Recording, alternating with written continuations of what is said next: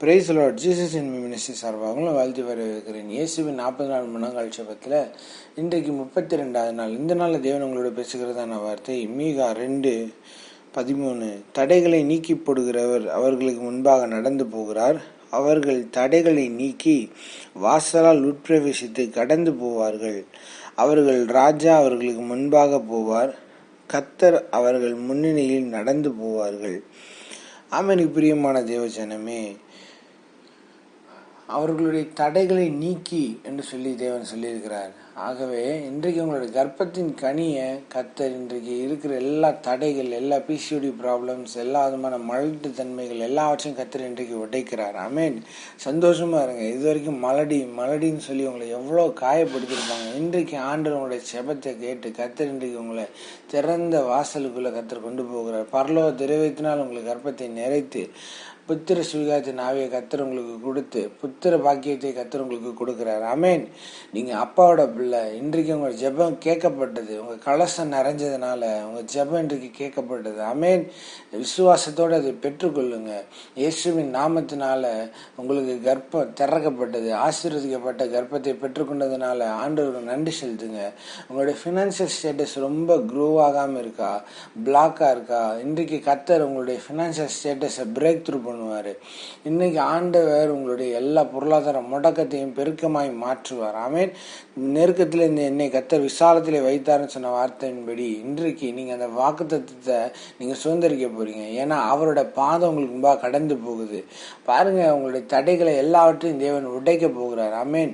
இந்த நாள் அவர் உடைத்து உங்களை நல்வழிப்படுத்தி உங்களை நடத்த போகிறார். ஆமென்.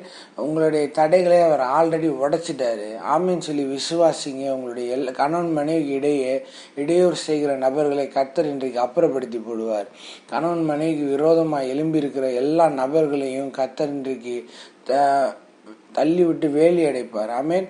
அவர் உங்களுடைய குடும்பத்தை பாதுகாக்கிறார். உங்க குடும்பத்தில் இருக்க பிரிவினை, சண்டை, ஒருவனை எழுப்பி விடுகிறது, இப்படிப்பட்ட காரியங்களை செய்கிற நபரை கர்த்தர் அப்புறப்படுத்தி போடுவார். அவர்களுக்கு பின்னிருந்து செய்கிற கிரியைகளை கர்த்தர் கடிந்து அப்புறப்படுத்துவார். ஆமென்.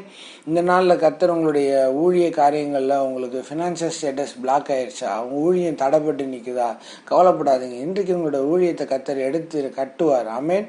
இன்றைக்கு உங்க ஊழியத்தை எடுத்து கட்டி உங்களுடைய எல்லா விதமான ஃபினான்சியலையும் சரி, உங்களுடைய ஊழிய காரியங்களையும் சரி மகிமையாய் தேவன் எடுத்து பயன்படுத்துவார். உங்களுக்கு ஆஃபரிங் வர்றது நின்று போச்சா, கவலைப்படாதீங்க. இன்னைக்கு ஆண்டவர் உங்களுடைய ஆஃபரிங் ஃபினான்சியல் ஸ்டேட்டஸை பிரேக் த்ரூ பண்ணுவார். விசுவாசத்தோடு என்னோட கூட சேர்ந்து ஜெபம் பண்ணுங்க. கர்த்தர் இன்றைக்கு உங்களுடைய ஃபினான்சியல் ஸ்டேட்டஸை பிரேக் த்ரூ பண்ணுவார். இன்றைக்கு அநேகர் கடன் பாரங்கள் இருக்கிறீங்க. இன்றைக்கு அது கடன் அடைக்கும்படியாக உங்கள் கையில் மீதம் எடுக்கும்படியாக இன்றைக்கு தேவன் உங்களுக்கு நல்ல வேலை வாய்ப்புகளை உருவாக்கி தருவார். நல்ல பிஸ்னஸை ஸ்டார்ட் பண்ணி கொடுப்பாரு.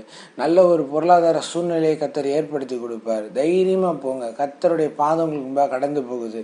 நிச்சயமாக சொல்கிறேன், கர்த்தர் உங்களுடைய வாழ்க்கையில் பெரிய அற்புதங்களை செய்ய காத்திருக்கிறாரு. இந்த நாளில் எல்லா தடைகளையும் கர்த்தர் உடைச்சிட்டாரு. விசுவாசத்தோடு நீங்கள் கடந்து போங்க. உலகத்தான் சொல்கிறதையோ சுற்றி இருக்க சூழ்நிலையோ யோசிக்காதீங்க.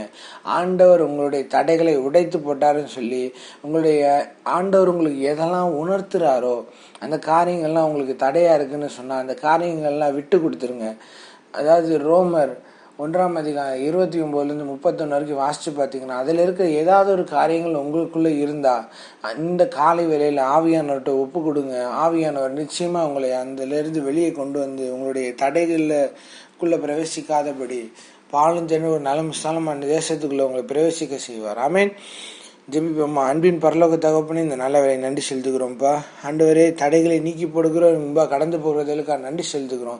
இது கேட்கிற பிள்ளைகளோட வாழ்க்கையில கர்த்தர் அற்புதமாய் நடத்துவீராக, அதிசயமாய் நடத்துவீராக, ஆச்சரியமாய் நடத்துவீராக.